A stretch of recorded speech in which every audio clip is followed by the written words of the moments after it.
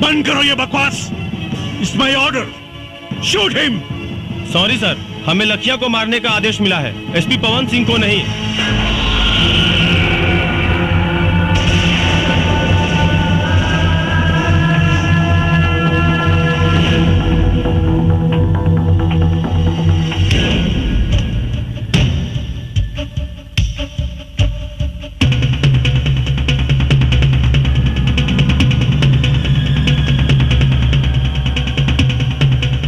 चाही तो एक साथ सारा मैगजीन तुम्हारा खोपड़ी में डाल दी।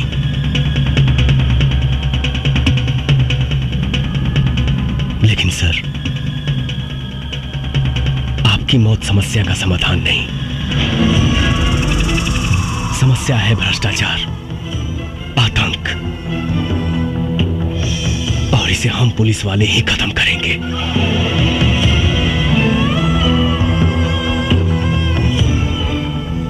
सर, पुलिस की इज्जत को मत मिटाइए,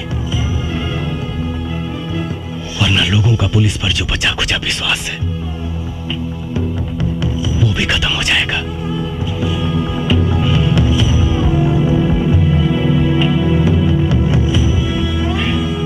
आपकी आने वाली पीढ़ी थूकेगी आप पर। सर, मैं ही अकेला भारत मां का बेटा नहीं हूं, भी उसी मां की कोख से जन्म लिए हैं। फिर आपका खून काला कैसे हो गया सर? बचा लीजिए इस वर्दी की गरिमा को,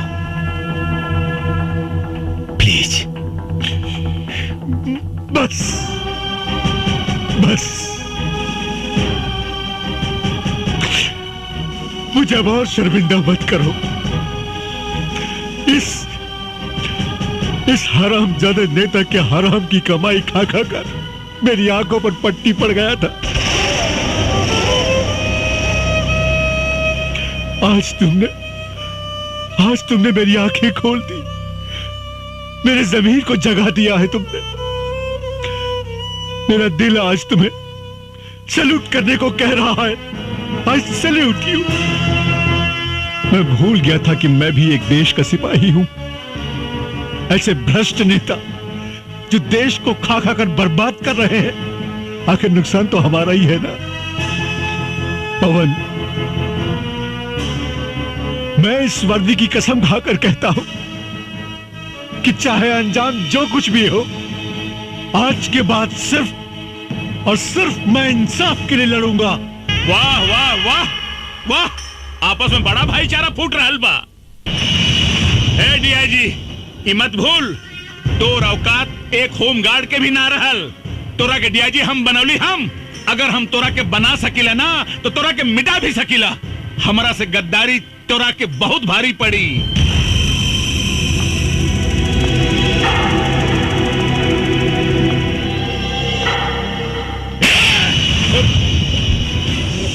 अंजाम की परवाह मऊगा करेले, मर्द ना। ए डीआईजी, ए साला, अरे तू अपने आप के मर्द कब से हो गए ले रे? जब से तोहरे जैसन मऊगा के साथ छूटल, अब मर्द के साथ मिलल।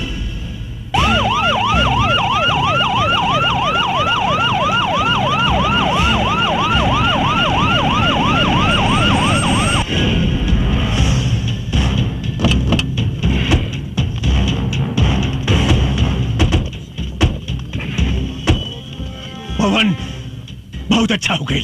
सीएम साहब खुद आ गए। आज पूरा देश लाइव देखी कि देश के भ्रष्ट नेता कैसे देश के सौदा करेले।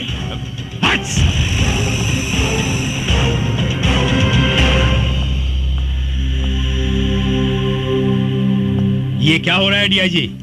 भोला यादव सुरक्षित तो हैं? जी सर, भोला यादव बिल्कुल सुरक्षित है, लेकिन लखिया ने उन्हें अपने कब्जे में ले लिया है।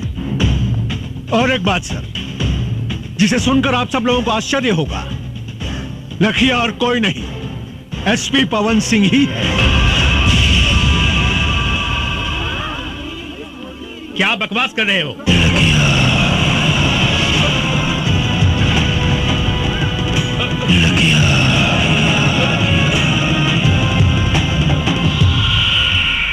बकवास ना सीएम साहब, ये सच्चाई है। जी हाँ सर, भोला यादव के कहने पर ही मैंने थाना लुटवाने का नाटक किया। पवन सिंह की गाड़ी में मैंने ही पैसे रखवाए। पवन सिंह निर्दोष है सर, बल्कि सच्चाई तो यह है कि इन सारे गुनाहों की जड़ ये भोला यादव है। सारे कर कहानी तो हम कब के खत्म कर दिले रहती, लेकिन हम के वो दिन के इंतजार रहे कि अगर सच्चाई पूरा देश देखे। पर नक्सल बनकर तुमने जो अपराध किया है उसका क्या? नक्सलवाद समाज की पैदावार नहीं है सर,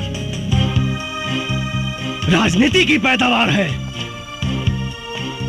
और ये भोला यादव इस प्रदेश का सबसे बड़ा हथियार माफिया है। मेरे पास हथियार आया कहां से? 5 साल तक लड़ाई लड़ता रहा, सिर्फ यहां के नेताओं से हथियार खरीद कर। झूठ बोल रहा है सीएम साहब, ये हमको फंसाना चाहता है। अरे भगोड़ा है, जेल तोड़ के भागा हुआ है।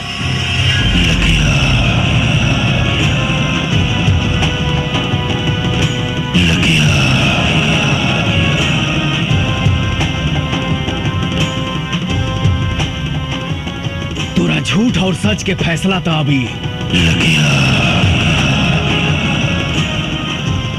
सीटी करी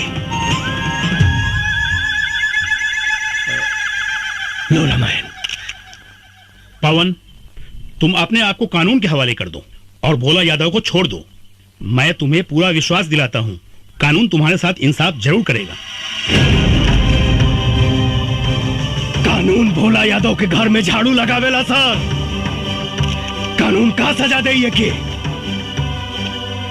जिस भोला यादव की आप बात कर रहे हैं, आज से 25 साल पहले चाय की दुकान पे चाय बनाता था। एक हत्या के जुर्म में अंदर गया, बाहर आते ही प्रधान बना, ब्लॉक प्रमुख बना, विधायक बना और देखते ही देखते सांसद बन गया। कौन जानता है, हो सकता है कल को सीएम बने, परसों प्रधानमंत्री। क्या इस देश को हत्यारे चलाएंगे सर? सरकार ने इसको 1 लाख की सैलरी और 1 बंगला दिया है, लेकिन इसके पास 500 करोड़ की प्रॉपर्टी कहां से आई, किसी ने जानने की कोशिश की? नहीं। क्यों? सर, सच्चाई तो यह है कि इस देश को खतरा पाकिस्तान से नहीं, इस देश को खतरा चीन और जापान से नहीं, इस देश को खतरा है तो सिर्फ और सिर्फ यहां के नेताओं से है।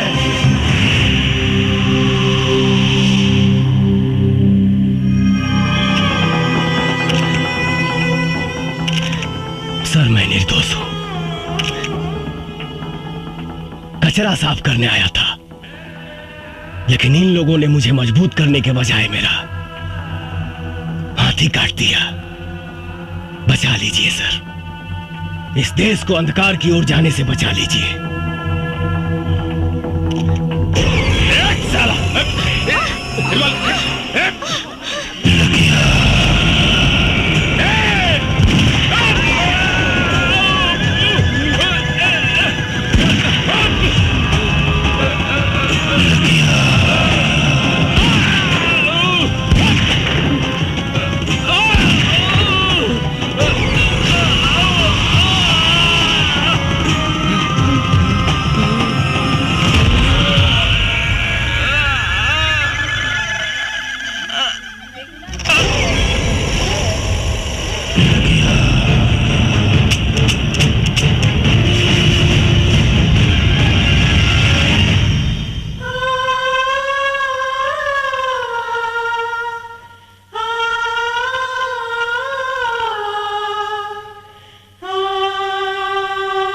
एसपी पवन सिंह ने वर्दी न पहनकर भी वर्दी वाला काम किया है। उन्होंने जो कुछ भी किया वो देश और समाज के हित में था।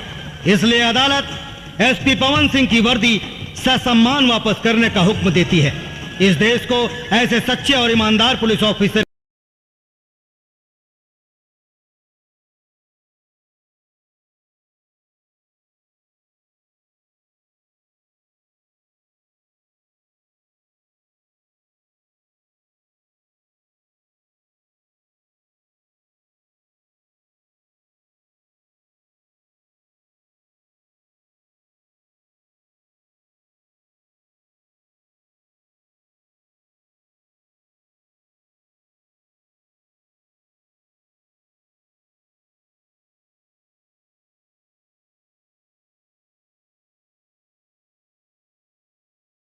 चित्रा जी।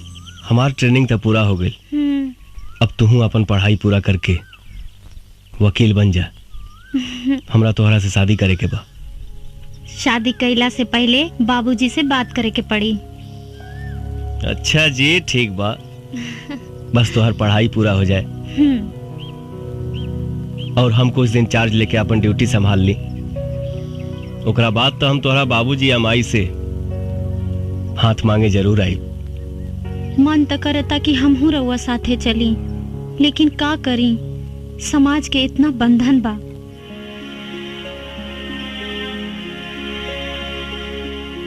तन मन से हम तोहके अपन पत्नी मान चुकल बानी।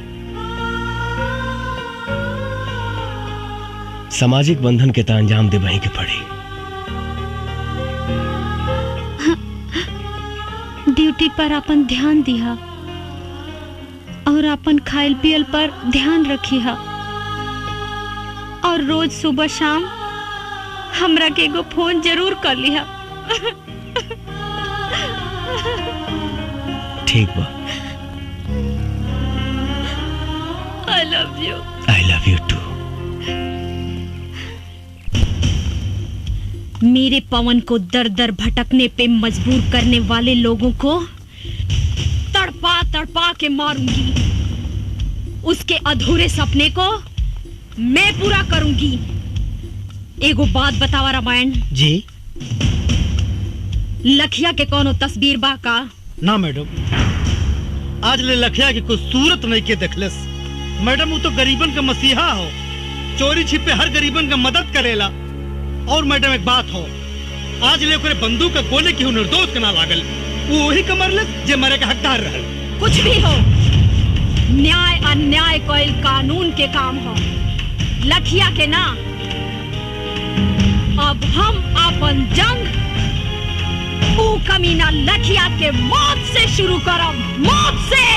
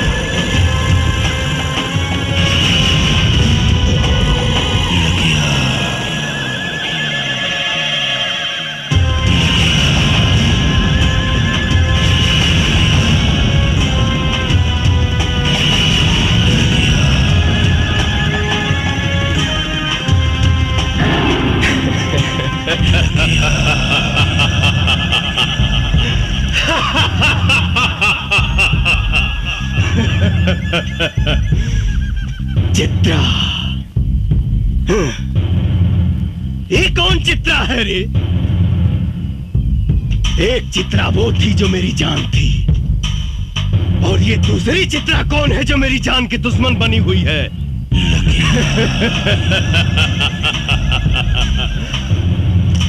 लखिया के मारे वाला भगवान के छोड़ के धरती पर केहू जन्म नहीं खेले ले।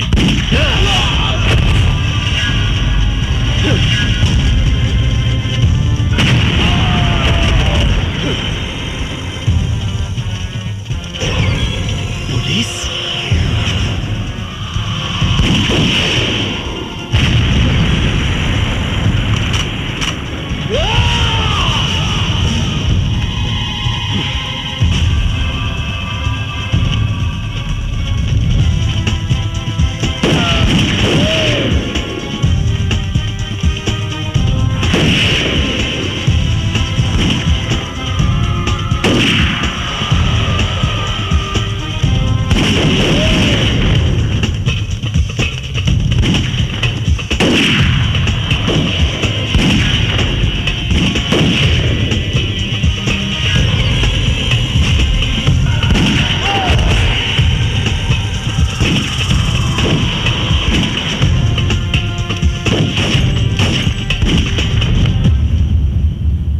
मैडम, लखिया के अड्डे पे जो पुलिस ने छापा मारा है उसके बारे में कुछ बताना चाहेंगे आप? जो काम 5 सालों में नहीं हुआ, हमारी टीम ने उसे 5 दिनों में कर दिखाया।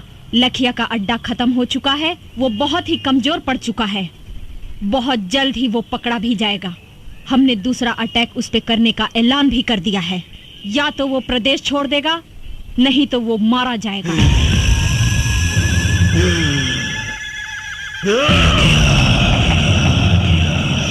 मरेगा, सब मरेगा।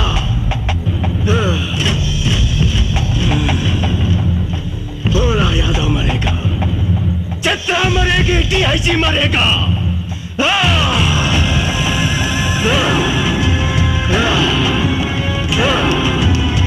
24 घंटा के अंदर मुझे चित्रा चाहिए।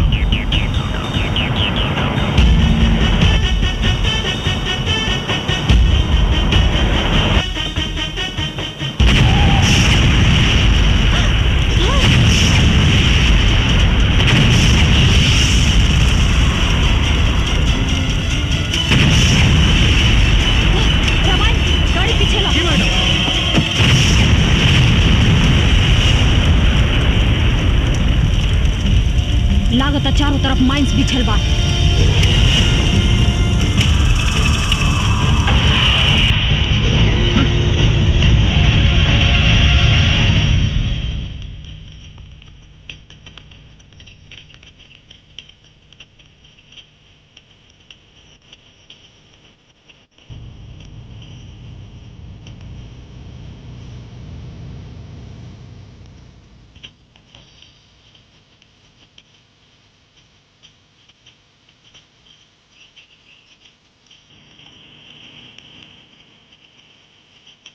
भैया, इली राउंड शिकार आ गई।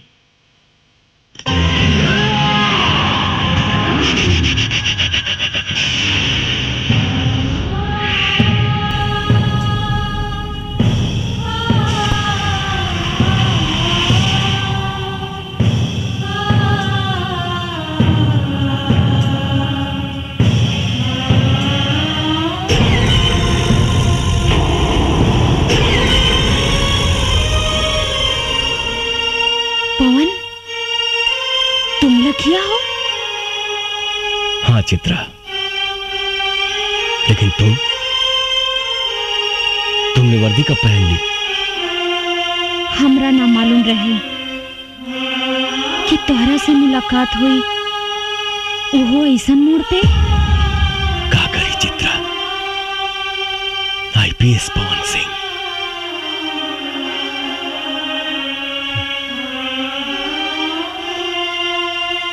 हालात हमके नक्सलवादी बना देलस।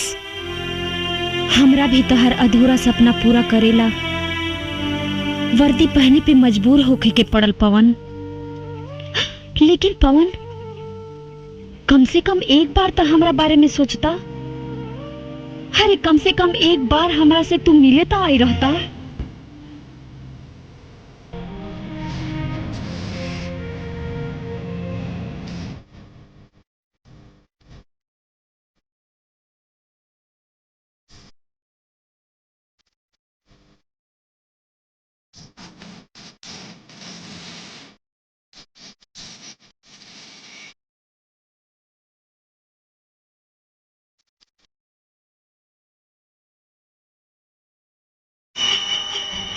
इसे चित्र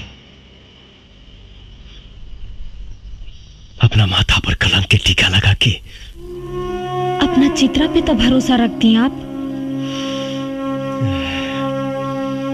उदास भी बा,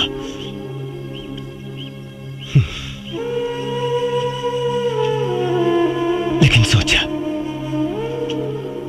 जौना लेखा के माई बाप अपना लड़का की याद में रो रो के मर गई और वो अभागा अपना माई बाबूजी के चिता में आग तक ना लगा पौलस। हम तोहरा के काम होते गई थी, मर गई एसपी पवन सिंह। नया जन्म भइल बा हमार। लखिया हई हम, लखिया। लेकिन एकर अंजाम के परवाह मौका करेला, मर्द ना। तू हमार हीरो बाड़ा पवन। हम चाहतानी कि तू सरेंडर कर दा, हम तहरा के बेगुनाह साबित करवाइब।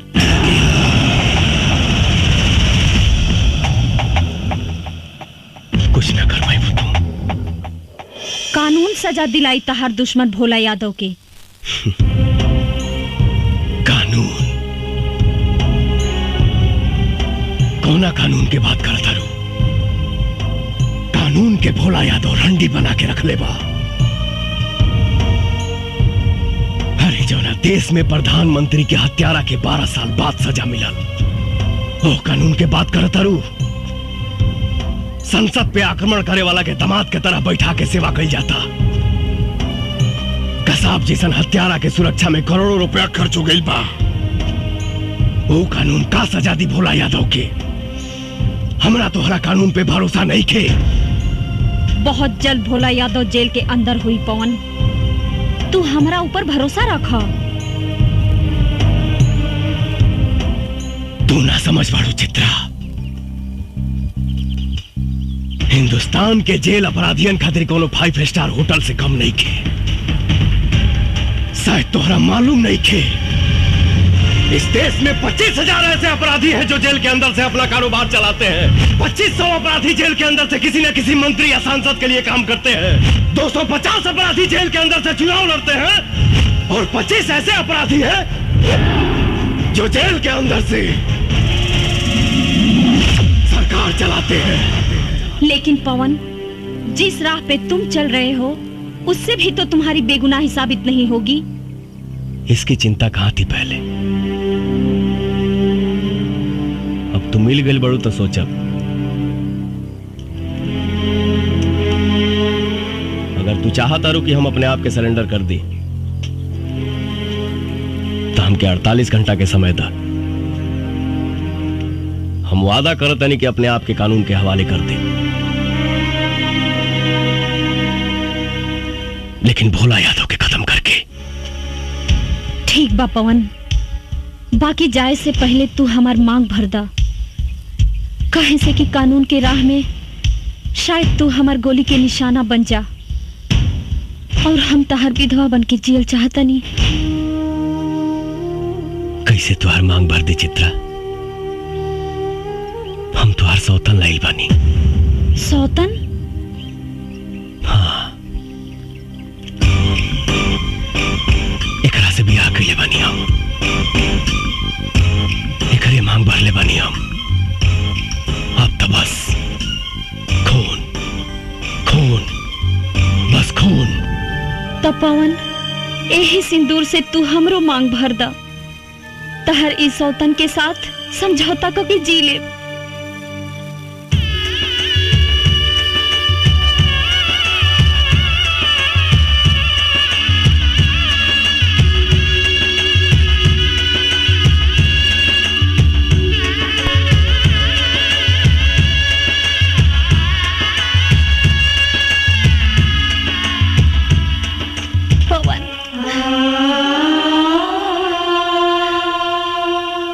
एसपी चित्रा, आप जहां कहीं भी हो हमें सिग्नल दें। पुलिस चारों तरफ से जंगल को घेर चुकी है।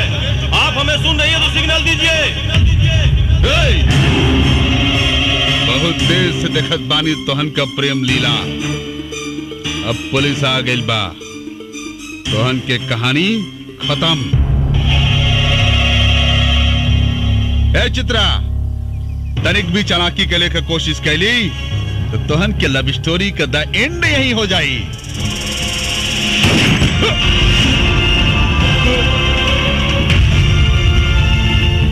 रामायण साला दोगला पुलिस वाले पर गोली चलाता है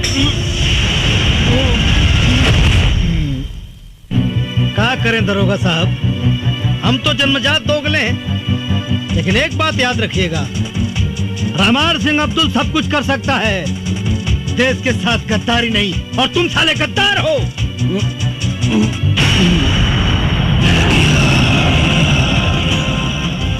राजपूत के वादा बा 48 घंटा में मिला।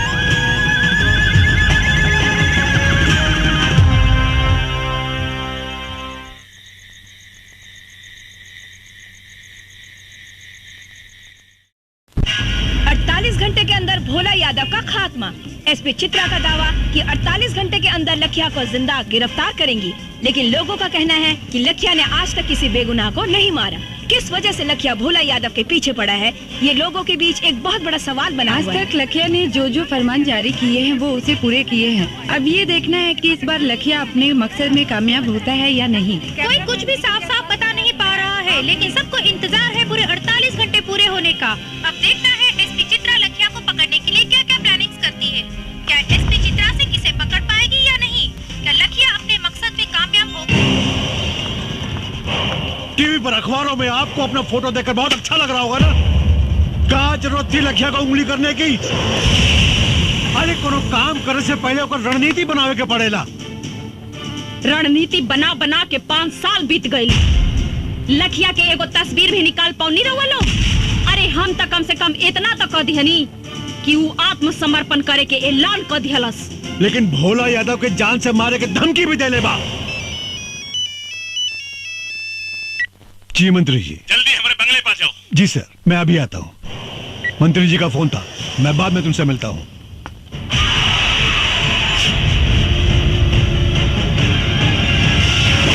नेताजी शहर के पूरे दीवार पर लिखा गईल बा और पर्चा भी बटा गईल बा। 48 घंटा के अंदर लखिया रउआ के खत्म कर दी और फिर पुलिस में आत्मसमर्पण करी। हमारा बहुत डर लागत बा। घंटा उखाड़ी लखिया साला हमार। अरे उस साला के तो हम ऊ हाल करब कि जिंदगी में कभी सोचले भी ना होई।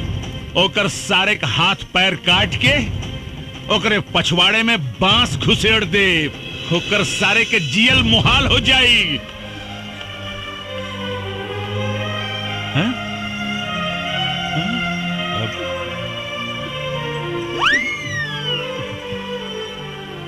अरे का कह रहल बाड़ू?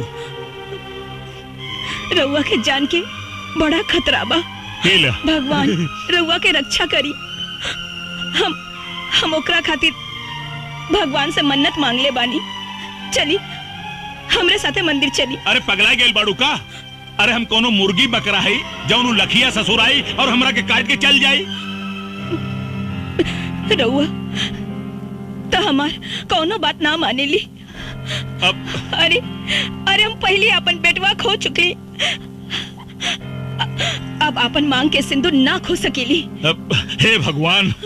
नेताजी, भाभी जी जब कहते बानी तो चली चल के दर्शन कर ली मंदिर में। ठीक बा, चली आई। कहाँ जा रहा बानी सर? मंदिर। रउआ के 48 घंटा सुरक्षा में रहे के होगी। का है? रउआ पर खतरा मंडरा रहल बा। कब तक रही खतरा? 2 दिन तक, सिर्फ 2 दिन। सीएम साहब से बात हो गई बा, पूरा इलाका के सील कर दिया गई बा। कमांडो फोर्स आ रहा बा, हेलीकॉप्टर से पूरा जंगल के सर्च कर जा रहा बा। अब वो लखिया के खात्मा 100% निश्चित बा सर। अब देखा रहुआ सर, हमरे मोतिहारी जिला के राहत के सांस मिली, राहत के। तो ठीक बा, रवो हमारे साथे मंदिर चली। हाँ, सरकार खाली 48 घंटा के बाद बा, काहे जान जोखिम में डालत हई। कहीं तो फोन करके शंकर भगवान के यहीं बुला ली, यहीं दर्शन कर ली। का बकरा है तू रे? सरकार मतलब पंडित जी के घर में बुला लेता नहीं और पूजा पाठ यहीं जे कर ली। अब सर ये बिल्कुल ठीक कर रहा बा, बिल्कुल ठीक कर रहा बा।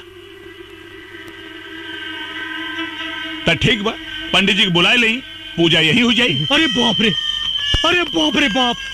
का भइल? अरे हे रानी, ये देखा का छपल बा हो। का छपल बा? छपल बा दारू पिए से 500 आदमी बीमार, 300 का लीवर डैमेज और 200 का किडनी डैमेज। तो यही नाते तो हम कहेली कि दारू पियब छोड़ दी, बाकी आप हमार बात सुने ली कहा। अच्छा और नहीं तो का। हाँ ठीक बा। बंद माई का बंद। हमार दिमाग डिस्टर्ब हो गई। आज के बाद बंद बंद बंद बंद। हाँ? एकदम बंद बंद बंद। हम आवतनी। अरे ये हमारा रसगुल्ला, ये भोरे भोरे सच के कहवा जाता हो? हम मंदिर जाता नहीं। अच्छा कितना दिन से मंदिर मस्जिद में जाके देवी देवता से मन्नत मांगत रहनी कि रउआ जौन दिन शराब पियब छोड़ दे, वो दिन हमार जिंदगी के सबसे खुशी के दिन हुई। अच्छा हाँ, और आज भगवान हमार सुन लेहलन। हम जाता नहीं। अरे नास पीटी, एक बात बताओ, तो के कहलस कि हम शराब पियब बंद कर देनी? हे भगवान, अब ही रउआ तो कहनी की। का कहनी है? आज से बंद, आज से बंद। ये जानो, इधर आओ। हम ना कहनी है कि शराब पियब बंद, हम कहनी है इस साला कमीना अखबार घर में आई बंद। चल घर के अंदर।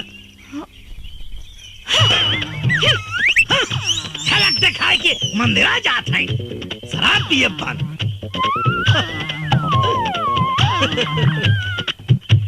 जियल अगर जरूरी बा तो पियल बहुत जरूरी बा।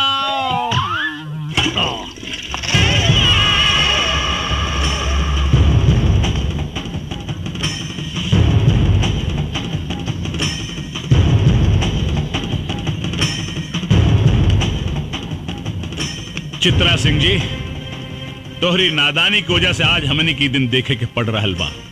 अरे हमरा के तो पूरा विश्वास बा कि तोहार और लखिया के कोनो जरूर 60 गांठ बा। ई तो वक्ते बताई नेताजी कि केकर केकरा से 60 गांठ बा। लखिया कोनो चीन और अमेरिका से हथियार ना मंगावेला। ये तो आप लोगों का शासन प्रशासन ही इतना कमजोर है कि आप लोगों के हथियार से आप लोगों से ही लड़ रहा है। चित्रा! चिल्लाई मत, खाली जवाब दी।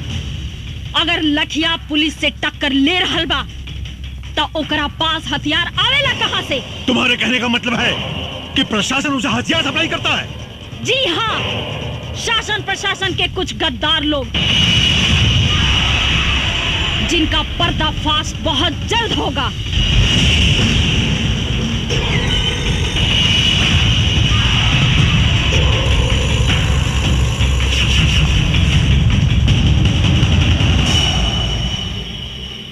बियाजी साहब, यह औरत बहुत खतरनाक साबित हो सकेले। एकरा के कुछ करे के पड़ी। सर आप चिंता मत करी, एक करता हम वो हाल करब कि केहो के जिंदगी भर मुंह दिखाए लायक न रह जाए।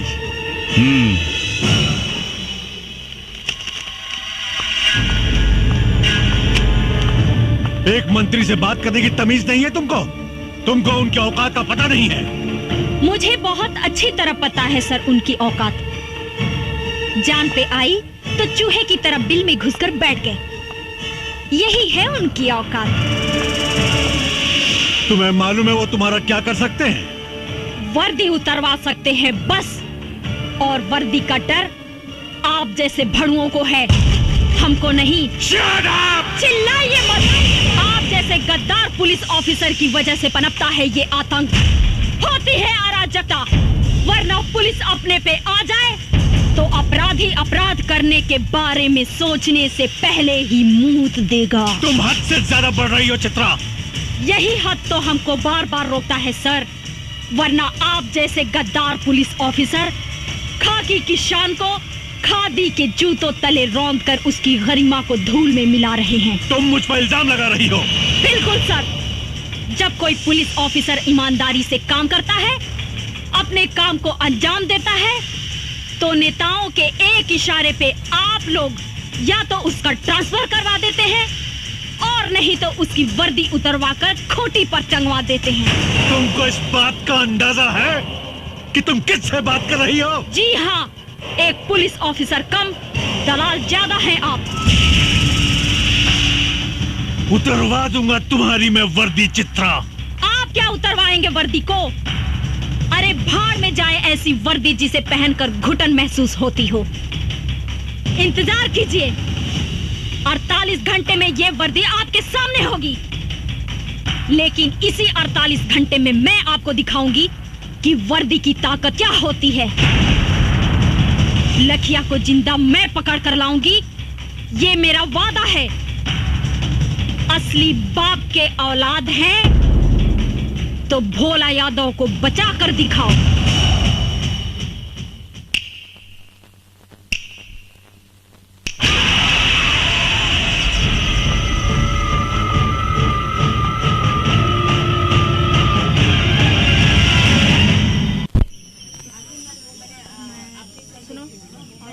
अच्छा, कैमरे की लेंस सारा सही से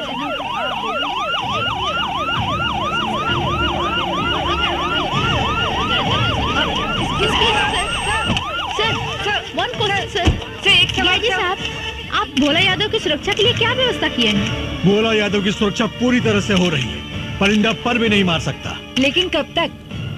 बहुत जल्द हम लखिया को जड़ से खत्म कर देंगे।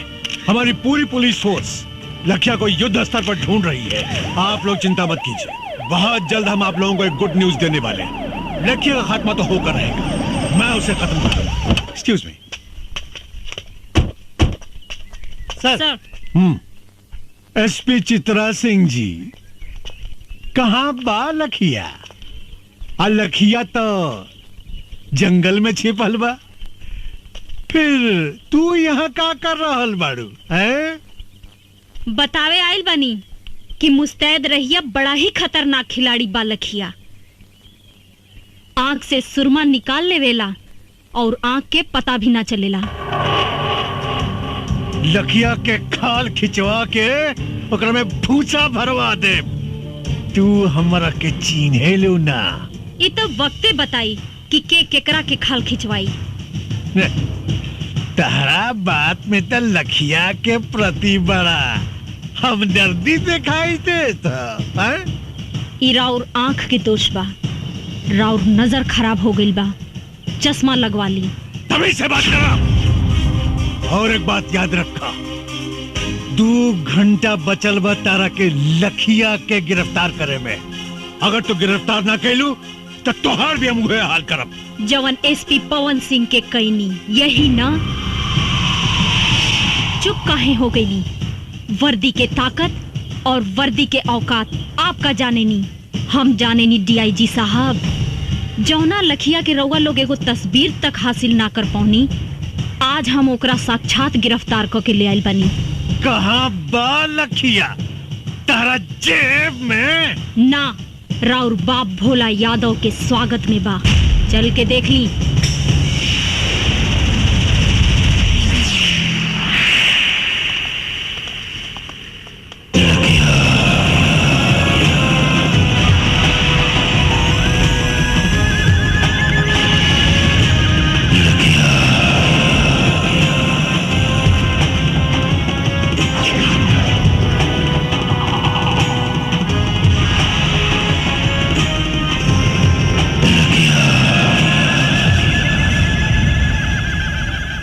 आइए सर, आइए, स्वागत है आपका। का भइल सर? हमके जिंदा देख के करंट लाग गइल का? ढेर मत सोची, हम ही हैं पवन सिंह उर्फ लखिया। पवन सिंह को लखिया बनाने में सबसे बड़ा योगदान आप ही का है। अच्छा, तत्ते ही हमें लखिया के आड़ में आतंक फैलावे वाला देशद्रोही पवन सिंह। देशद्रोही तत्ते हमें जवानी वर्दी पहिर के देश के साथ गद्दारी कर रहा बड़े। पूछ अपना आत्मा से, पूछ अपना जमीर से, पूछ कि देशद्रोही ते हवे कि हम।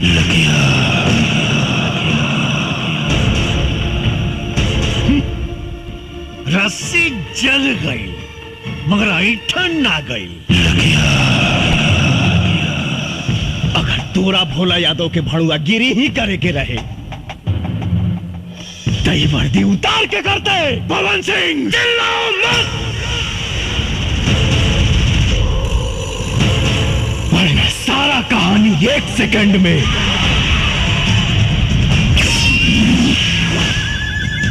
खत्म कर दे।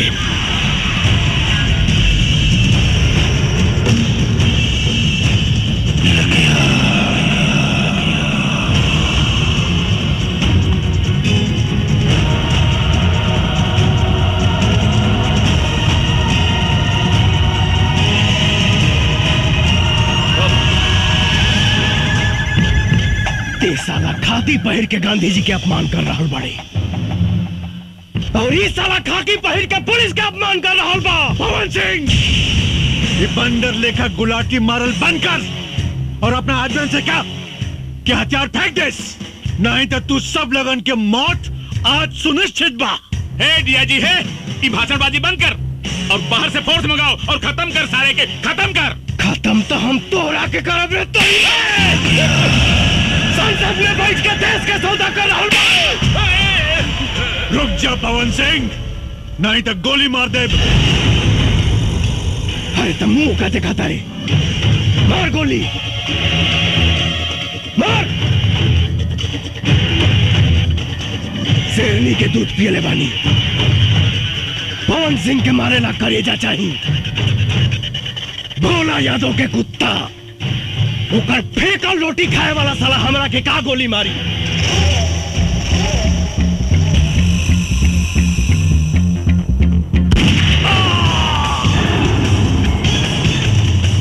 पवन सिंह ये तुम ठीक नहीं कर रहे हो।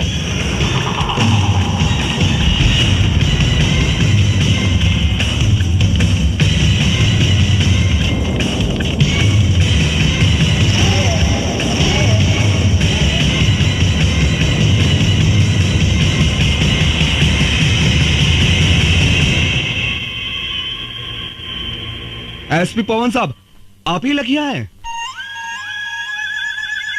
हाँ, हम ही हैं लखिया। पर हमरा पर गोली चलावे से पहले अपना आत्मा से पूछ ली सभे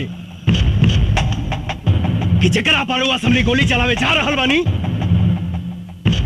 ओका सचमुच के एक मुजरिम लखिया हो या वर्दी के इज्जत रखे वाला एसपी पवन सिंह। अगर मेरी बर्बादियों में ही तुम सबकी खुशी, तो एक ठोकर मार मुझे बर्बाद कर जा।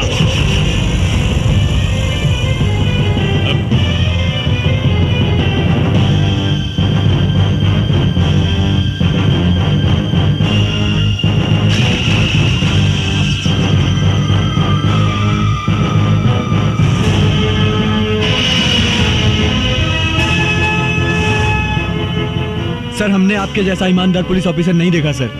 हम आपके ऊपर गोली नहीं चला सकते सर। सर, अगर आप जैसे पुलिस ऑफिसर पर गोली चलाऊंगा तो घर जाके अपने बच्चों को क्या जवाब दूंगा? आप पर गोली चली तो हिंदुस्तान में भ्रष्टाचार और आतंक खत्म कर देने वाला आप जैसा ऑफिसर बनने की कोई भी हिम्मत नहीं करेगा सर। बंद करो ये बकवास। It's my order, shoot him. Sorry sir, हमें लखिया को मारने का आदेश मिला है, एसपी पवन सिंह को नहीं।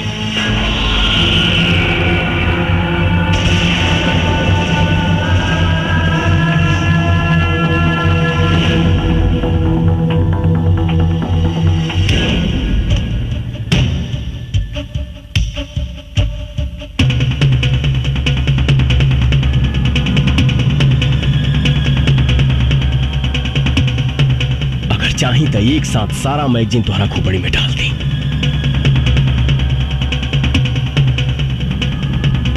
लेकिन सर, सबकी मौत समस्या का समाधान नहीं। समस्या है भ्रष्टाचार, आतंक, और इसे हम पुलिस वाले ही खत्म करेंगे।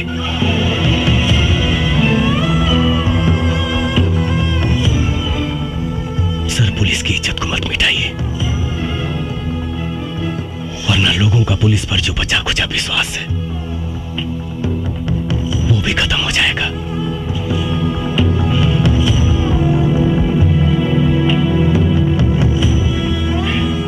आपकी आने वाली पीढ़ी थूकेगी आप पर। सर, मैं ही अकेला भारत मां का बेटा नहीं हूं, आप भी उसी मां की कोख से जन्म लिए हैं। फिर आपका खून काला कैसे हो गया सर? बचा लीजिए इस वर्दी की गरिमा को, प्लीज। बस बस, मुझे अब और शर्मिंदा मत करो। इस हरामजादे नेता के हराम की कमाई खा खा कर मेरी आंखों पर पट्टी पड़ गया था। आज तुमने मेरी आंखें खोल दी, मेरे ज़मीर को जगा दिया है तुमने। मेरा दिल आज तुम्हें सैल्यूट करने को कह रहा है। आई सैल्यूट यू। मैं भूल गया था कि मैं भी एक देश का सिपाही हूं। ऐसे भ्रष्ट नेता जो देश को खा खा कर बर्बाद कर रहे हैं, आखिर नुकसान तो हमारा ही है ना। पवन, मैं इस वर्दी की कसम खाकर कहता हूं कि चाहे अंजाम जो कुछ भी हो, आज के बाद सिर्फ और सिर्फ मैं इंसाफ के लिए लड़ूंगा। वाह वाह वाह वाह, आपस में बड़ा भाईचारा फूट रहा बा। ए डीआईजी, ई मत भूल, तोर औकात एक होम गार्ड के भी ना रहल। तोरा के डीआईजी हम बनौली हम।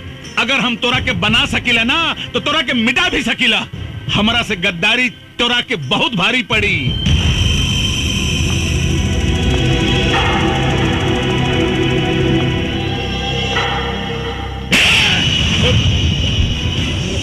अंजाम की परवाह मऊगा करेले, मर्द ना। ए डीआईजी, ए साला, अरे तू अपने आप के मर्द कब से हो गए ले रे? जब से तोहरे जैसन मऊगा के साथ छूटल, अब मर्द के साथ मिलल।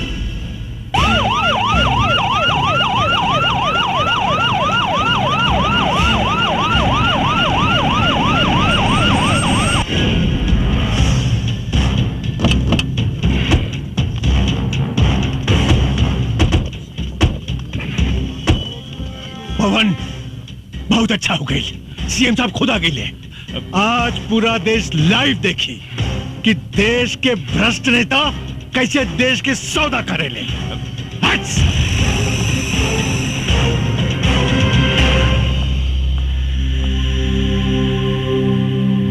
ये क्या हो रहा है डीआईजी? भोला यादव सुरक्षित तो हैं? जी सर, भोला यादव बिल्कुल सुरक्षित है, लेकिन लखिया ने उन्हें अपने कब्जे में ले लिया है। और एक बात सर, जिसे सुनकर आप सब लोगों को आश्चर्य होगा, लखिया और कोई नहीं, एसपी पवन सिंह ही है। क्या बकवास कर रहे हो?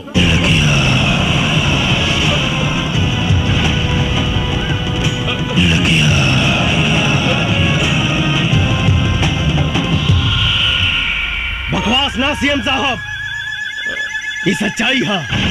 जी हाँ सर, भोला यादव के कहने पर ही मैंने थाना लुटवाने का नाटक किया। पवन सिंह की गाड़ी में मैंने ही पैसे रखवाए। पवन सिंह निर्दोष है सर, बल्कि सच्चाई तो यह है कि इन सारे गुनाहों की जड़ ये भोला यादव है। सारे घर कहानी तो हम कब के खत्म कर दिले रहती, लेकिन हम के वो दिन के इंतजार रहे कि अगर सच्चाई पूरा देश देखे। पर नक्सल बनकर तुमने जो अपराध किया है उसका क्या? नक्सलवाद समाज की पैदावार नहीं है सर, राजनीति की पैदावार है। और ये भोला यादव इस प्रदेश का सबसे बड़ा हथियार माफिया है।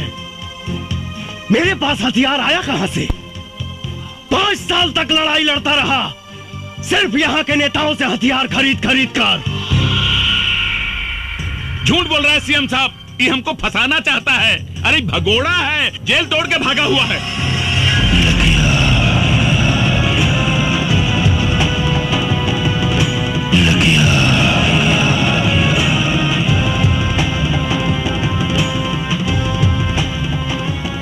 पूरा झूठ और सच के फैसला था अभी। सीटी करी लो रामायण। पवन, तुम अपने आप को कानून के हवाले कर दो और भोला यादव को छोड़ दो। मैं तुम्हें पूरा विश्वास दिलाता हूं, कानून तुम्हारे साथ इंसाफ जरूर करेगा। कानून भोला यादव के घर में झाड़ू लगावेला सर। कानून का सजा दे ये कि जिस भोला यादव की आप बात कर रहे हैं, आज से 25 साल पहले चाय की दुकान पे चाय बनाता था।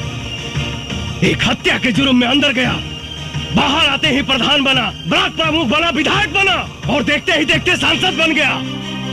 कौन जानता है, हो सकता है कल को सीएम बने, परसों प्रधानमंत्री। क्या इस देश को हत्यारे चलाएंगे सर? सरकार ने इसको 1 लाख की सैलरी और 1 बंगला दिया है, लेकिन इसके पास 500 करोड़ की प्रॉपर्टी कहां से आई, किसी ने जानने की कोशिश की?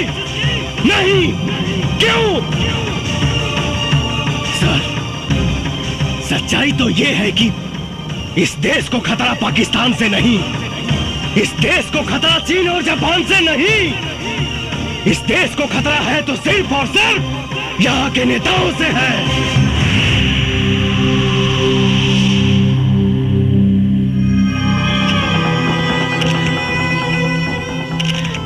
सर, मैं निर्दोष हूं, कचरा साफ करने आया था, लेकिन इन लोगों ने मुझे मजबूत करने के बजाय मेरा हाथ ही काट दिया। बचा लीजिए सर, इस देश को अंधकार की ओर जाने से बचा लीजिए।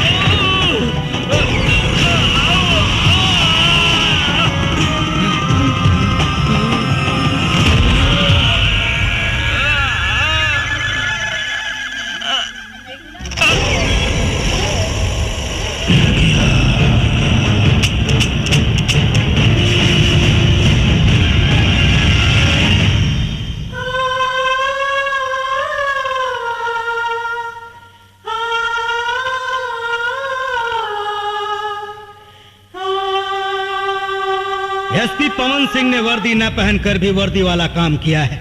उन्होंने जो कुछ भी किया वो देश और समाज के हित में था। इसलिए अदालत एसपी पवन सिंह की वर्दी ससम्मान वापस करने का हुक्म देती है। इस देश को ऐसे सच्चे और ईमानदार पुलिस ऑफिसर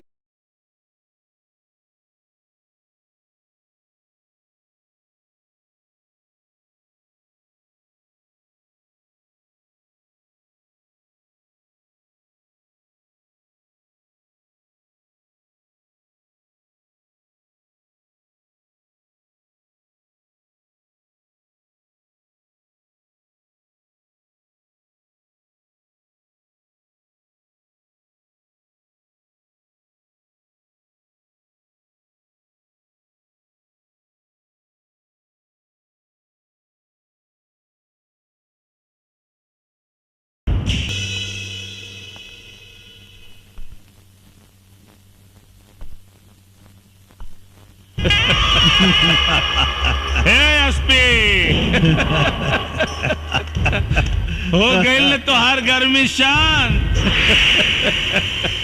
कुछ भी होके के चाहत रहल, लेकिन तोरा हमारा मुन्ना पर हाथ ना उठावे के चाहत रहल। तू हमारा मुन्ना के कोर्ट में ले जाए के सपना देखत रहले।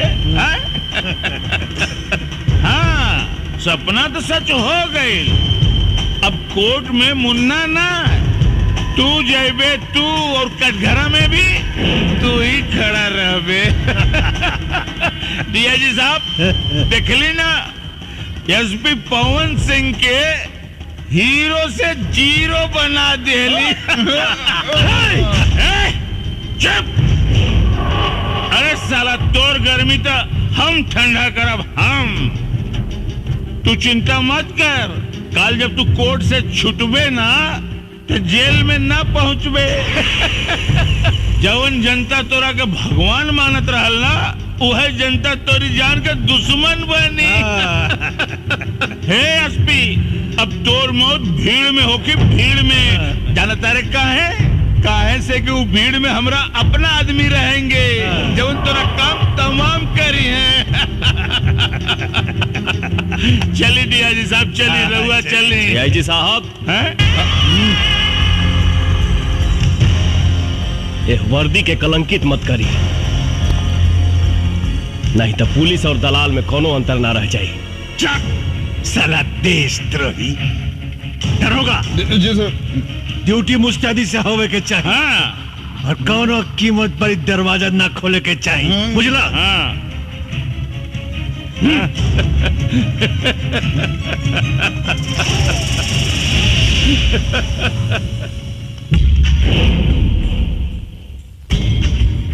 माननीय एसपी साहब, देखी ना पासा कैसे पलट गई।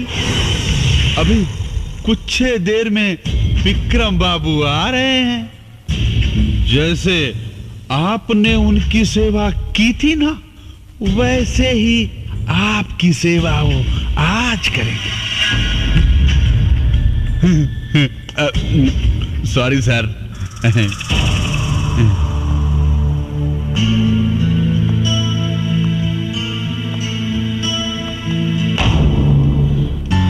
साहब,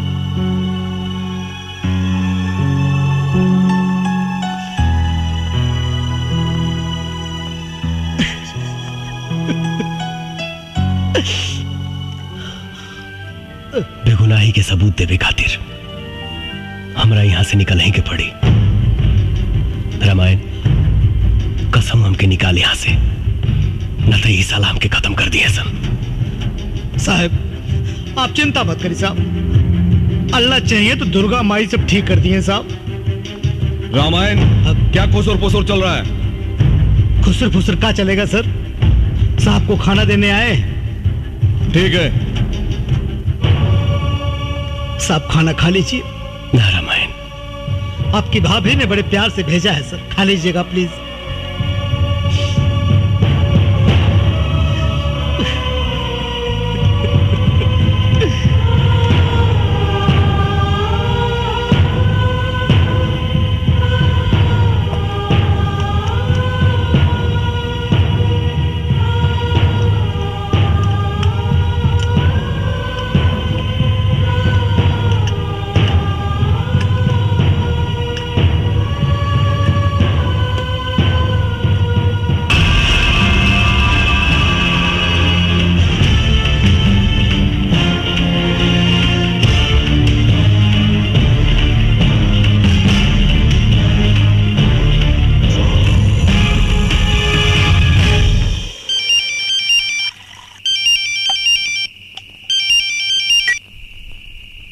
बेटा विक्रम, अरे एसपी मर आ गई का? अरे मार मार के सारे का हाथ गोड़ तोड़ दी है, छोड़ी है मत। अरे क्या मारी बाबूजी? अरे क्या क्या मारी? उस साला एसपी तो ताला तोड़ के भागिल बा। भाग गई? हाँ बाबूजी। अरे पीछा कर सारे के, गोली मार दे, बचे के ना चाहिए। हम अब यहाँ होता नहीं, हम अब यहाँ होता नहीं। हाँ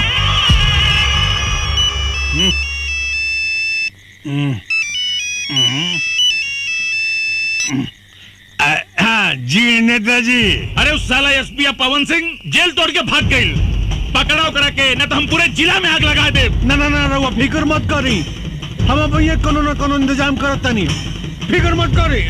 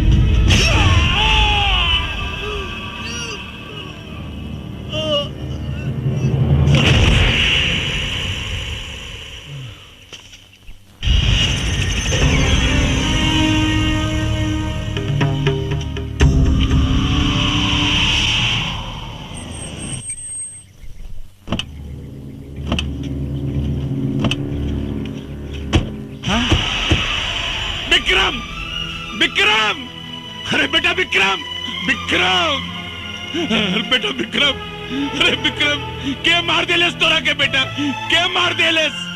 अरे देख विक्रम कोनो मार देलेस रे। अरे विक्रम, जे तोरा के मरले मुका सारे के छोड़ब ना, जान से मार दे सारे के। अरे हमार बेटवा के मार देलेस रे।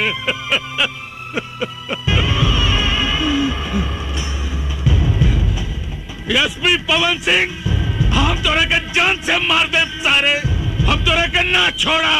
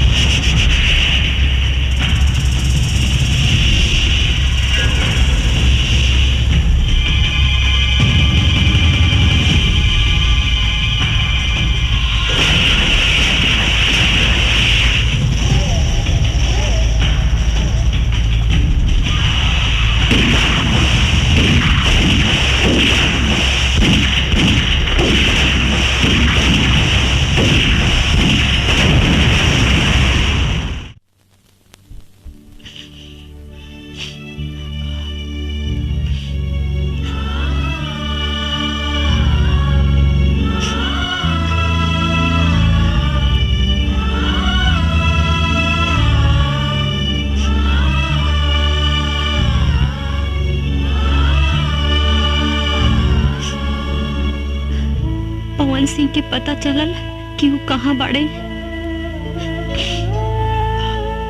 मैडम, हम साहब के बहुत ढूंढनी, पूरे इलाका के चप्पा चप्पा ढूंढनी, बाकी कुछ पता ना चल कि साहब कहाँ बाड़े। उनके परिवार से केहू आई रहले का? उनके माई बाबू आयल रहे, अपने औलाद के वो दोनों कहां कहां ना ढूंढ ले, लेकिन कहीं पहले ना। तड़प तड़प कर रोते हैं दोनों जने बेचारे। उन लोगों के दुख देख के ना मैडम पेड़ पौधा तक रो देलस। पता था यहां तक चलल है मैडम कि उनके माए बाबू अपने औलाद के गम में रो रो के दुनिया छोड़ डालन।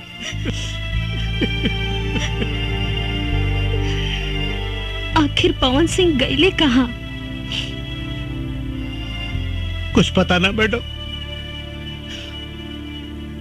लोग कहे कि मर गए पवन सिंह। नहीं, मेरा पवन कभी नहीं मर सकता।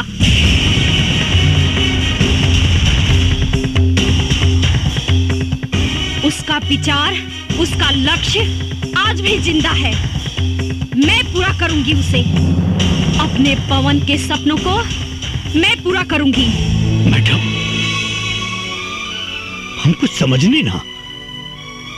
आपका पवन सिंह, आप जाने लो पवन सिंह साहब के? हाँ रामायण, पवन सिंह हमारे होने वाले पति थे। शादी होने वाली थी हमारी उनसे। हम दोनों बहुत प्यार करते थे एक दूसरे से। हमारा प्यार कॉलेज से शुरू हुआ था। तो हमेशा लेट आवेलू चित्रा। अरे आज कितना लेट हो गई ना। ये क्या बदतमीजी है? अंग्रेजी में समझाई कि हिंदी में? व्हाट? रैगिंग, रैगिंग हो रहल बा। तो हमरा के करा ना रैगिंग। Half ticket. हम हाफ टिकट नहीं की। तोरा नहीं क्या मालूम? कॉलेज में जितना लड़की भी है ना, वो सब हमार गर्लफ्रेंड भी है। अच्छा हाँ। ये बोला कर इतना तक इन्हें क्या करता? तू रास्ता से हटबा कि ना? पहले हमारा सवाल के जवाब द, तबे हटब। कैसन सवाल? आई लव यू के हिंदी में का कहल जाला? हाँ बोला बोला बोला बोला बोला क्या निकू बोला बोला ना, जल्दी बोला। Shut up. गलत जवाब। आई लव यू के मतलब बोला मैं तुमसे प्यार करती हूँ। तोहसे? अरे तोहसे तो हमर जूती भी ना प्यार करे। चलो हो। चलो।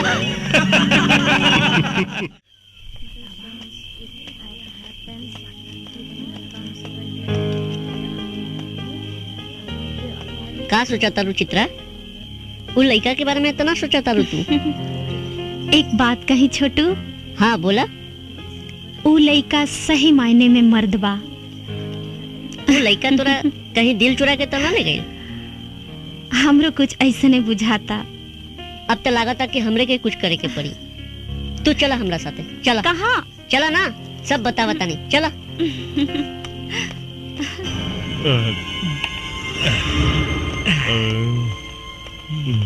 कहाँ ले जाता रहा छोटू? चला ना, बता नहीं। इतना रात के, इतना सज धज के, ई हाफ टिकट के साथे कहवा घूमे जाता हो? छोड़ा रास्ता जाए दो। और ना जाए दे तो ठीक ना होई। ये अपना कॉलेज के लड़की बिया, एकरा साथे छेड़खानी ठीक नहीं के। ए मैडम, अरे हम बानी नू, घबराइया मत।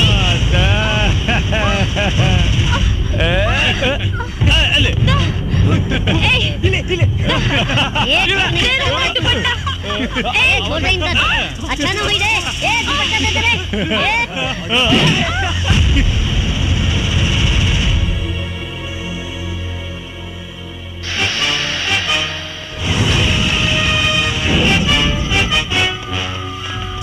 रुक।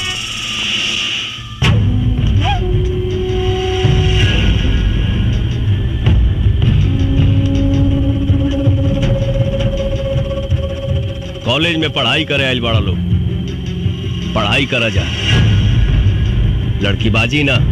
अबे साले, लड़की देखी नहीं कि आगे हीरो बनने। अभी आईपीएस का एग्जाम दिया, एसपी बना नहीं। पहले हम तो भोग लगा लें, तेरा भी नंबर आएगा। हाँ? चल लाइन में आ जा।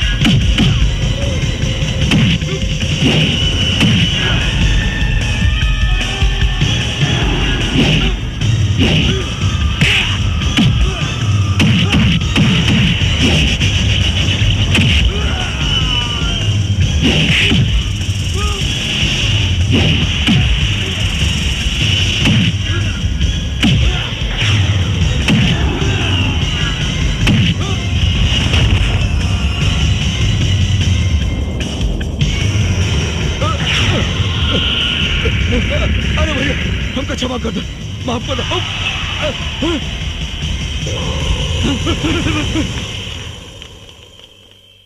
चित्रा जी। हमार ट्रेनिंग तो पूरा हो गई। अब तू अपन पढ़ाई पूरा करके वकील बन जा। हमरा तोहरा से शादी करे के बा। शादी कैला से पहले बाबूजी से बात करे के पड़ी। अच्छा जी, ठीक बा। बस तोहर पढ़ाई पूरा हो जाए और हम कुछ दिन चार्ज लेके अपन ड्यूटी संभाल ली। ओकरा बाद तो हम तोहरा बाबूजी या माई से हाथ मांगे जरूर आई। मन तो करता कि हम हूँ रउआ साथे चली, लेकिन का करी, समाज के इतना बंधन बा।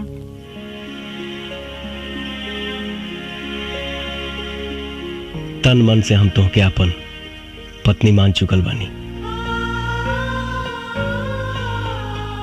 सामाजिक बंधन के अंजाम दे वहीं के पड़ी।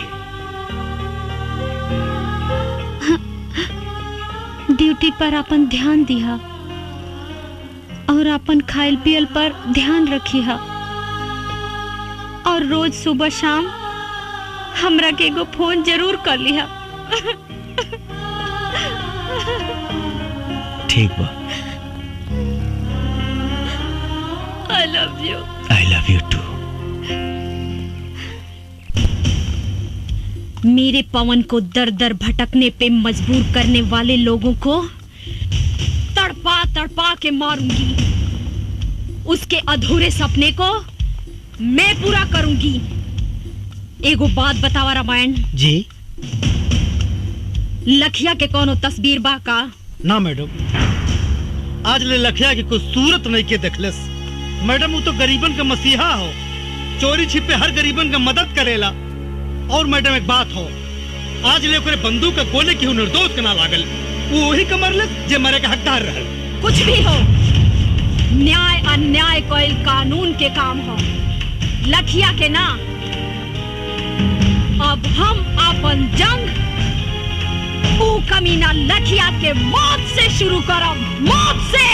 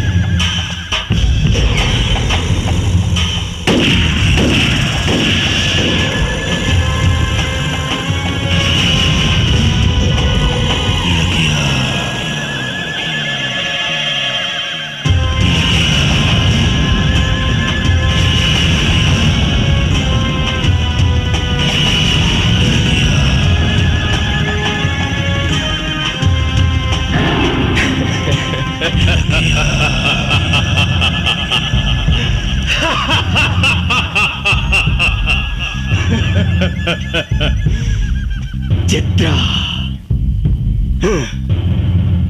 ये कौन चित्रा है रे? एक चित्रा वो थी जो मेरी जान थी, और ये दूसरी चित्रा कौन है जो मेरी जान की दुश्मन बनी हुई है?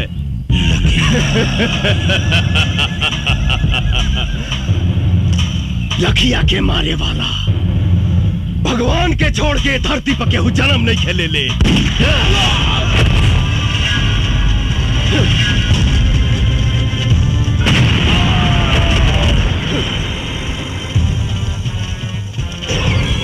पुलिस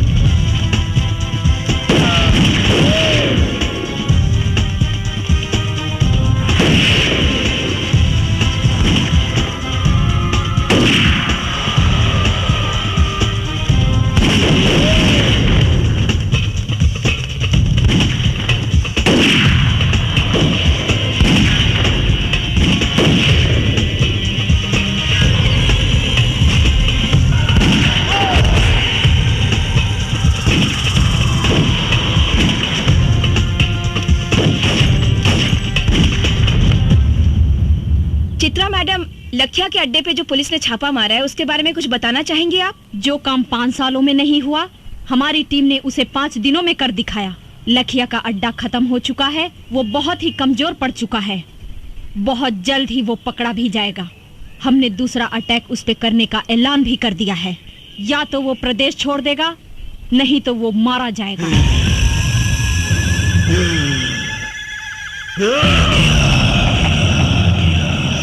मरेगा, सब मरेगा।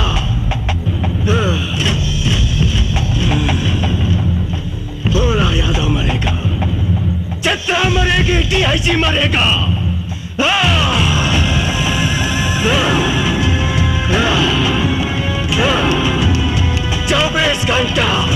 24 घंटा के अंदर मुझे जितना चाहिए।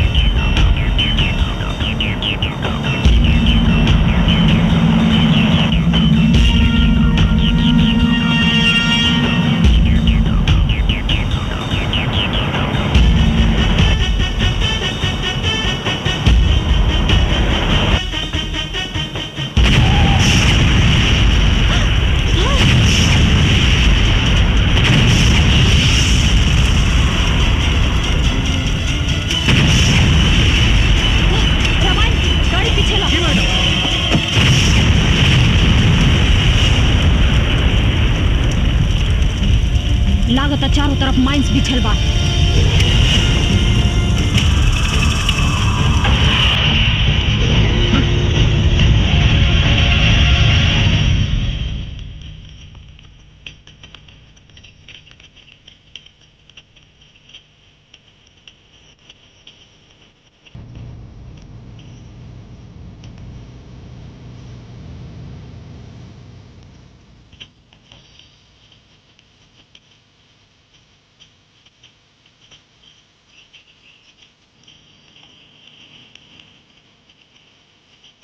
भैया इली राउंड शिकार आ गई।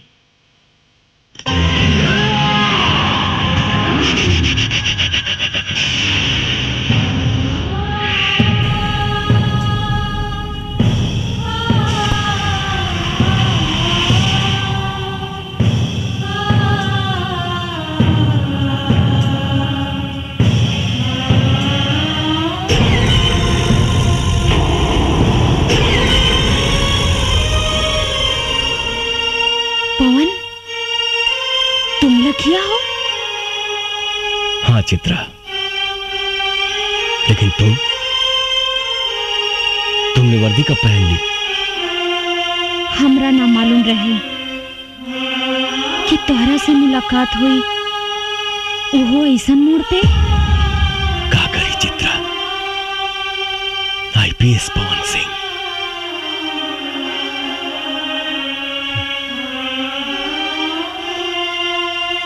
हालात हमके नक्सलवादी बना देलस।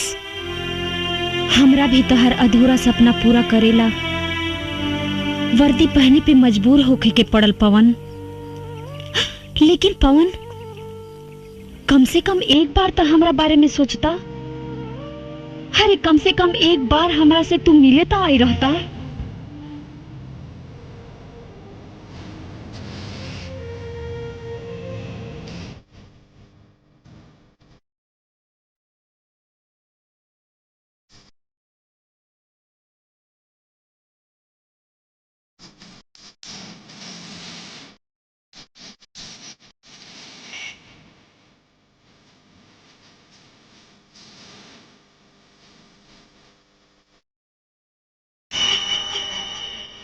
चित्र अपना माथा पर कलंक के टीका लगा के अपना चित्रा पे तो भरोसा रखती हैं आप। उदास भी बा,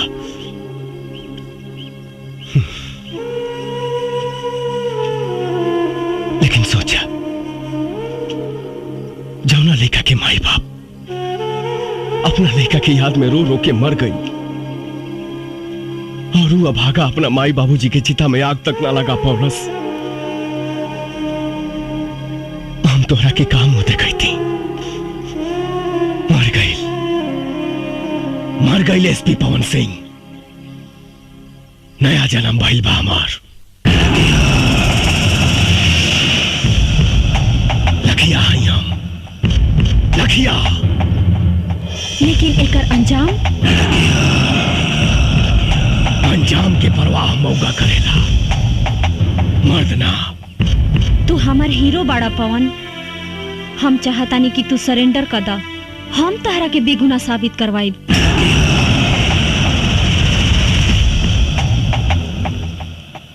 कुछ ना करवाई वो तुम।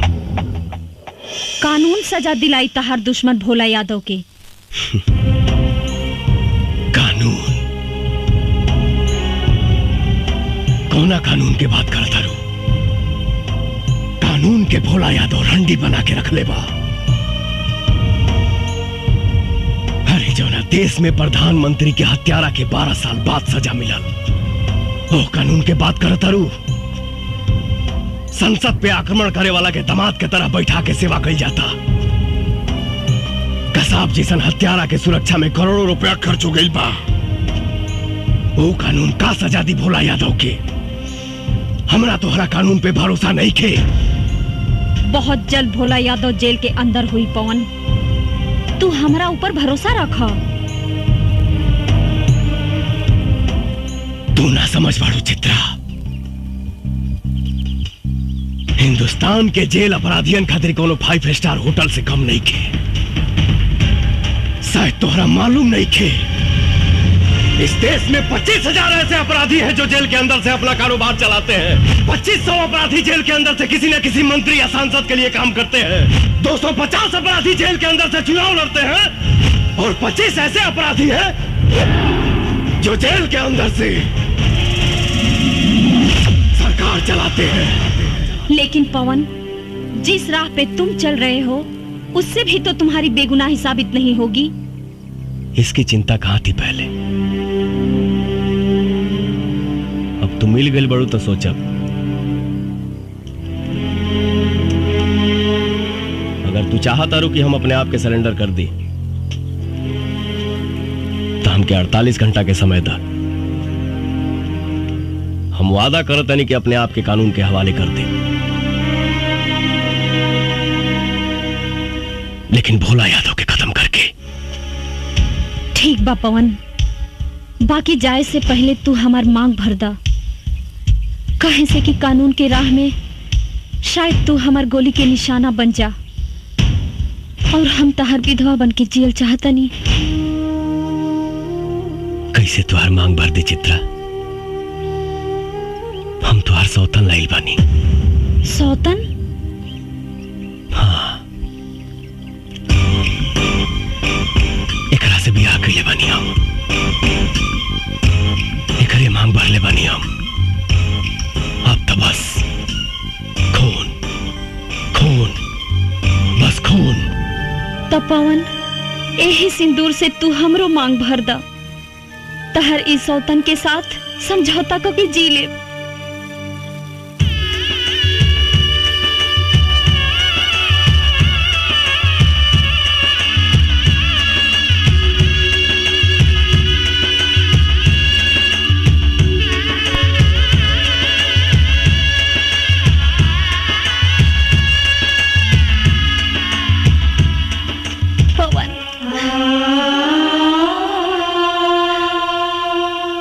एसपी चित्रा, आप जहां कहीं भी हो हमें सिग्नल दें। पुलिस चारों तरफ से जंगल को घेर चुकी है। आप हमें सुन रही है तो सिग्नल दीजिए। बहुत देर से देखत बानी तोहन का प्रेम लीला। अब पुलिस आ गई बा। तोहन के कहानी खत्म। ए चित्रा, तनिक भी चालाकी के लेकर कोशिश कैली तो तोहन के लव स्टोरी का द एंड यही हो जाई।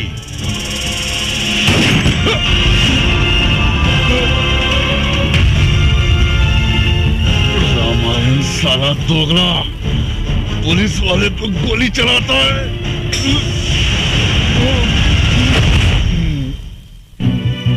हैं दरोगा साहब, हम तो जन्मजात दोगले हैं, लेकिन एक बात याद रखिएगा, रामार सिंह अब्दुल सब कुछ कर सकता है, देश के साथ गद्दारी नहीं, और तुम साले गद्दार हो।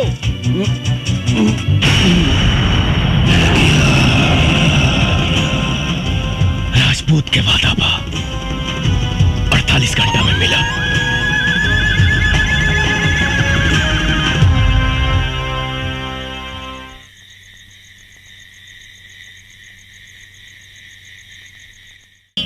क्या एसपी चित्रा सिंह इसे पकड़ पाएगी या नहीं? क्या लखिया अपने मकसद में कामयाब होगा? टीवी पर अखबारों में आपको अपना फोटो देखकर बहुत अच्छा लग रहा होगा ना? क्या जरूरत थी लखिया को उंगली करने की? अरे कोनो काम करे से पहले ओकर रणनीति बनावे के पड़ेला। रणनीति बना बना के 5 साल बीत गई। लखिया के एगो तस्वीर भी निकाल पाऊनी रहुआ लोग।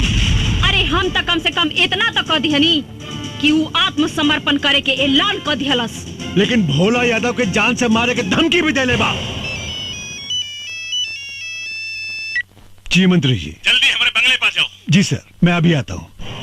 मंत्री जी का फोन था, मैं बाद में तुमसे मिलता हूँ।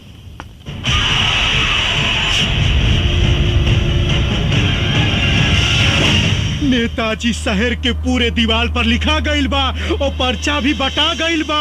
48 घंटा के अंदर लखिया रउआ के खत्म कर दी और फिर पुलिस में आत्मसमर्पण करी।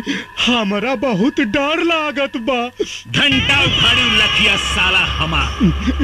अरे उस साला के तो हम ऊ हाल करब कि जिंदगी में कभी सोचले भी ना होई। ओकर सारे का हाथ पैर काट के ओकरे पछवाड़े में बांस घुसेड़ दे। ओकर सारे के जियल मुहाल हो जाई। हाँ?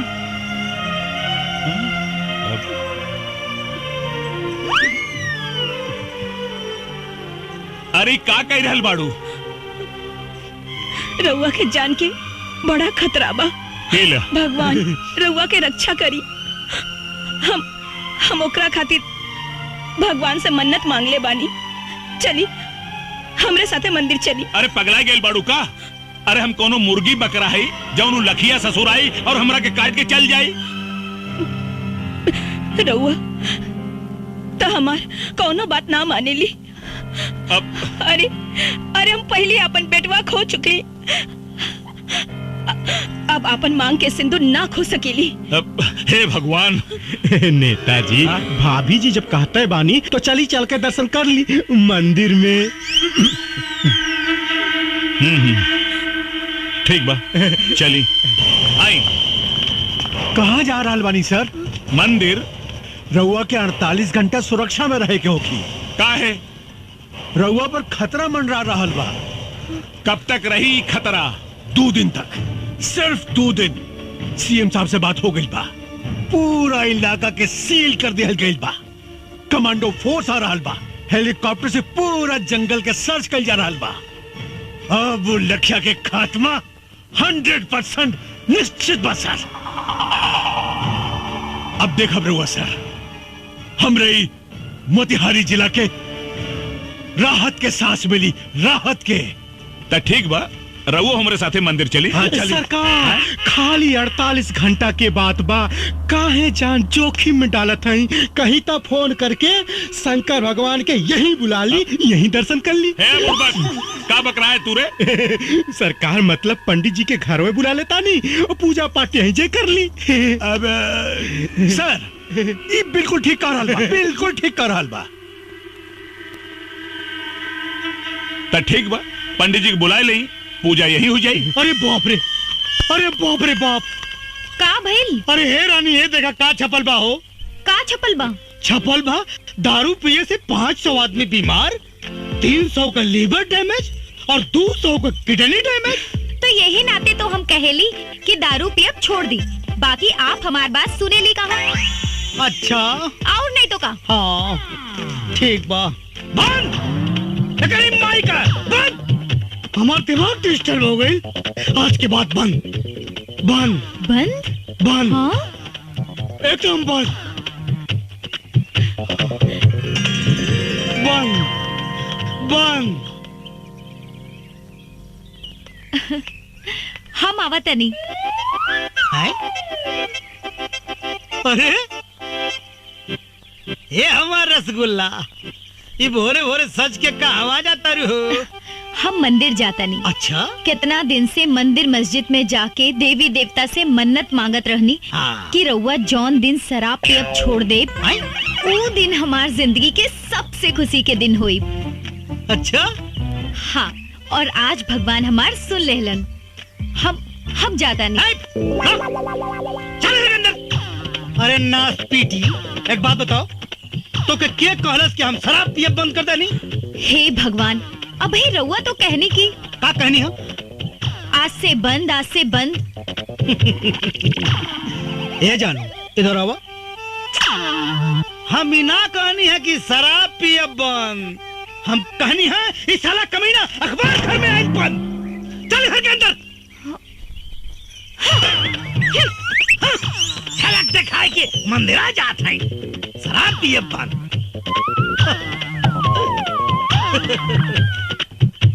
जियला अगर जरूरी बा तो पियला बहुत जरूरी बा।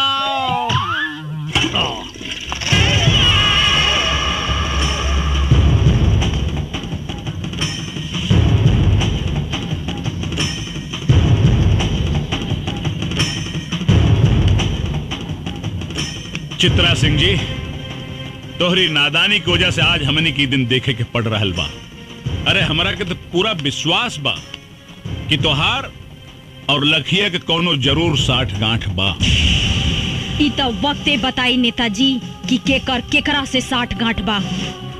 लखिया कोनो चीन और अमेरिका से हथियार ना मंगावेला। ये तो आप लोगों का शासन प्रशासन ही इतना कमजोर है कि आप लोगों के हथियार से आप लोगों से ही लड़ रहा है। चित्रा! चिल्लाई मत, खाली जवाब दी। अगर लखिया पुलिस से टक्कर ले रहल बा तो ओकरा पास हथियार आवेला कहां से? तुम्हारे कहने का मतलब है कि प्रशासन उसे हथियार सप्लाई करता है? जी हाँ, शासन प्रशासन के कुछ गद्दार लोग जिनका पर्दाफाश बहुत जल्द होगा।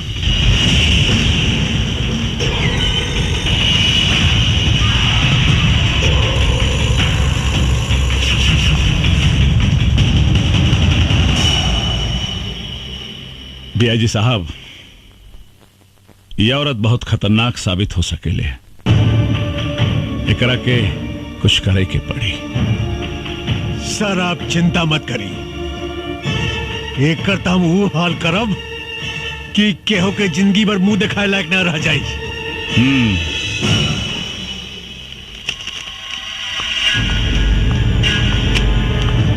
एक मंत्री से बात करने की तमीज नहीं है तुमको उनके औकात का पता नहीं है। मुझे बहुत अच्छी तरह पता है सर उनकी औकात। जान पे आई तो चूहे की तरह बिल में घुसकर बैठ गए। यही है उनकी औकात।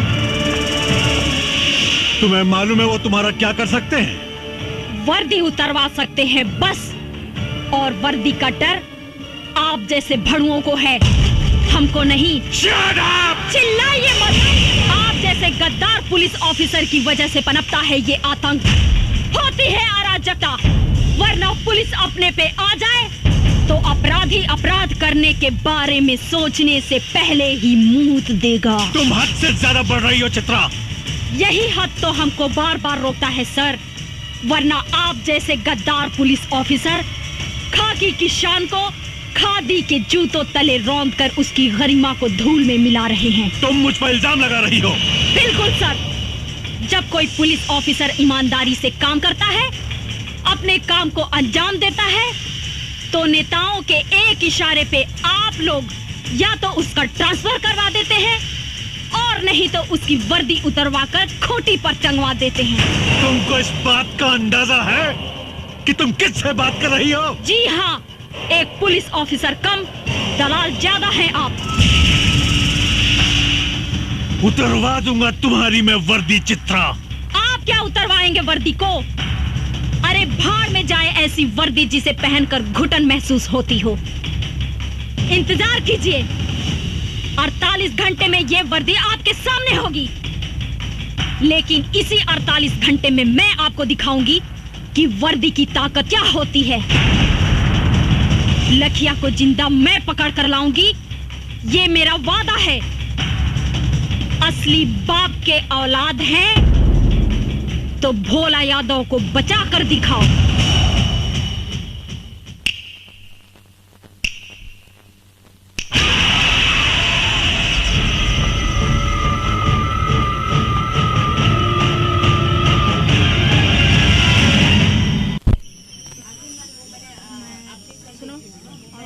अच्छा, कैमरे की लेंस आ रहा है, सही से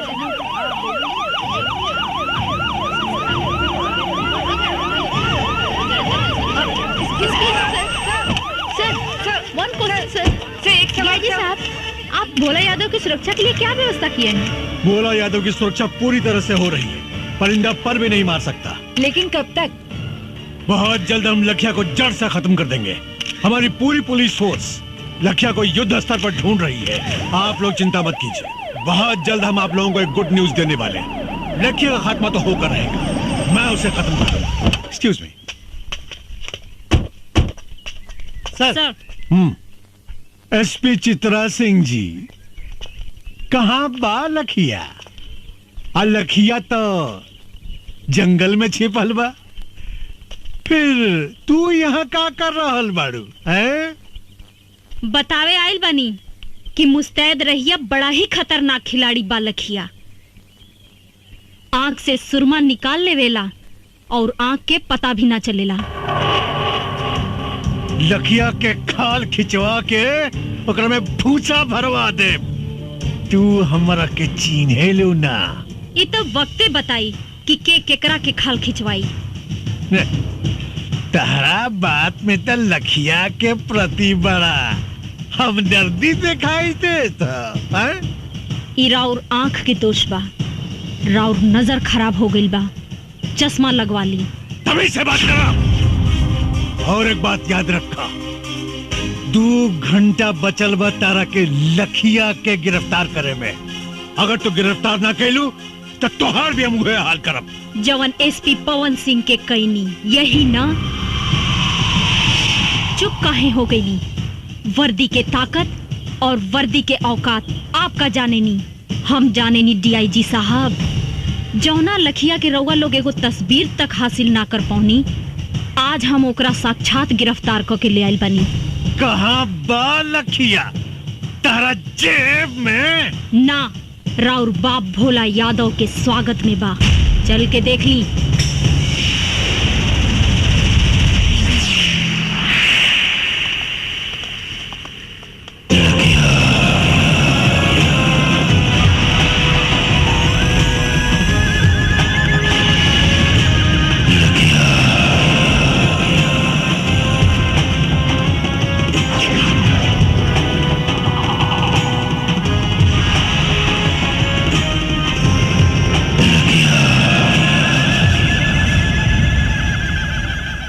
आइए सर, आइए, स्वागत है आपका।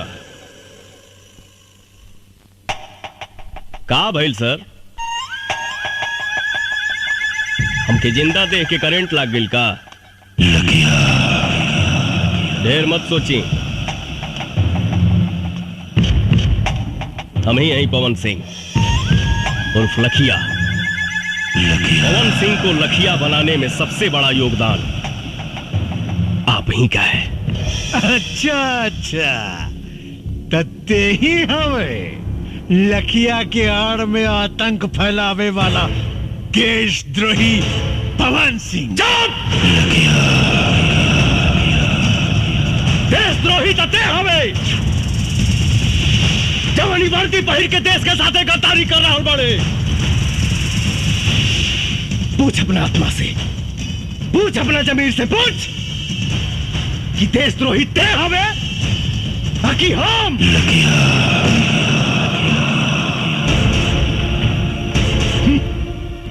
रस्सी जल गई मगर ऐठन ना गई। अगर तोरा भोला यादव के भड़ुआ गिरी ही करे के रहे तई वर्दी उतार के करते। पवन सिंह, चिल्लाओ मत।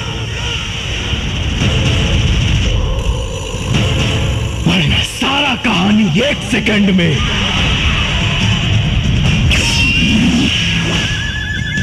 खत्म कर दे।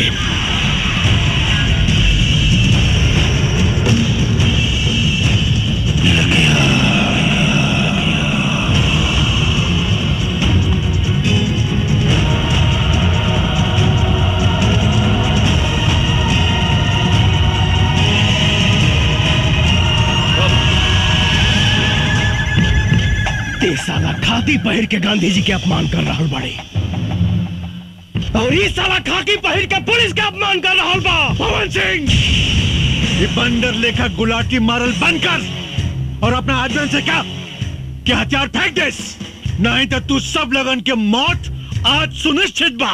हे डिया जी, है ये भाषणबाजी बंद कर और बाहर से फोर्स मंगाओ और खत्म कर सारे के, खत्म कर। खत्म तो हम तोहरा के करब रे। संसद में बैठ के देश का सौदा कर रहा बा। रुक जा पवन सिंह, नहीं तो गोली मार दे। अरे तो मुंह का दिखाता रे, मार गोली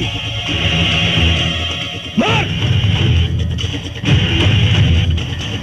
शेरनी के दूध पियले बानी, पवन सिंह के मारे ला करेजा चाहिए। भोला यादव के कुत्ता ऊपर फेंकल रोटी खाए वाला साला हमरा के का गोली मारी।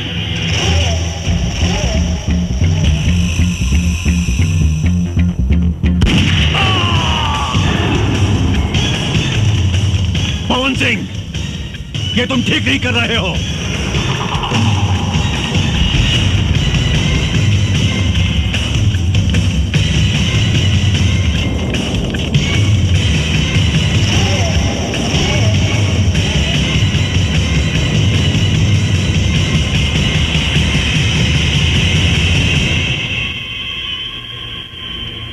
एसपी पवन साहब, आप ही लखिया हैं? हाँ, हम ही हैं लखिया। पर हमरा पर गोली चलावे से पहले अपना आत्मा से पूछ ली सभे कि जकरा पर वो असम्बली गोली चलावे जा रहल बानी ओका सचमुच के एक मुजरिम लखिया हो या वर्दी के इज्जत रखे वाला एसपी पवन सिंह। अगर मेरी बर्बादियों में ही तुम सबकी खुशी, तो एक ठोकर मार मुझे बर्बाद कर जा।